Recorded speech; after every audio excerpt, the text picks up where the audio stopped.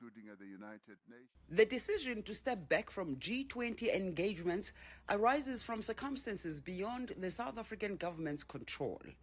Without an invitation from the US host, South Africa would not be able to take part in leadership meetings, working groups, or summit-level deliberations. This forced Pretoria into its decision, which is described as a temporary setback shaped by diplomatic constraints. And having hosted the most successful G20 Summit in South Africa, it becomes quite unfortunate that South Africa is not invited to participate in the activities of the G20.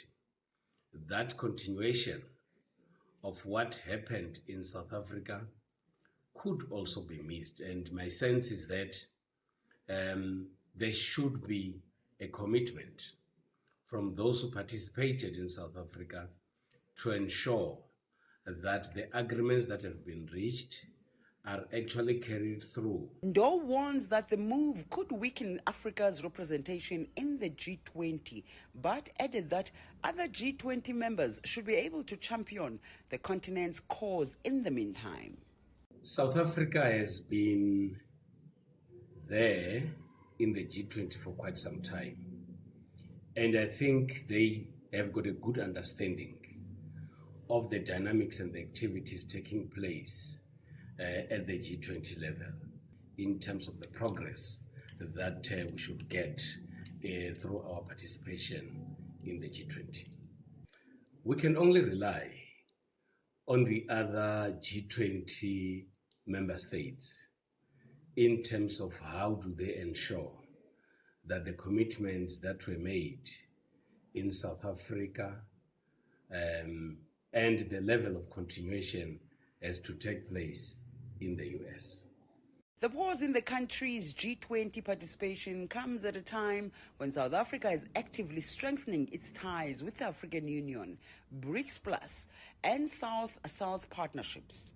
Some caution that this does not mean that South Africa is ready to abandon relations with the West. It should not be seen as though South Africa is moving away from Western partners. Tensions are high between Washington and Pretoria. So this should be seen as a strategic shift temporarily to say, let's pause and shy away from attending the G20. And it's temporary. I don't think it should be seen as something that is permanent. Yeah. However, some critics say that with this move, South Africa may face risks in financing and trade, especially with US-linked institutions. But Sean Masemula believes that investors will likely be more patient with the situation.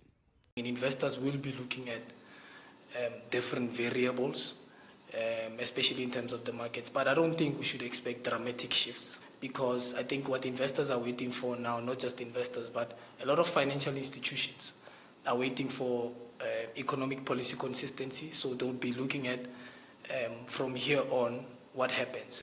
The G20 group of nations includes the world's top economies, as well as the European Union and the African Union regional blocs. It accounts for 85% of the world's GDP and 2/3 of its population. South Africa plans to return to the G20 once the leadership moves to the United Kingdom in 2027. Yolisa Njamela for CGTN in Johannesburg, South Africa.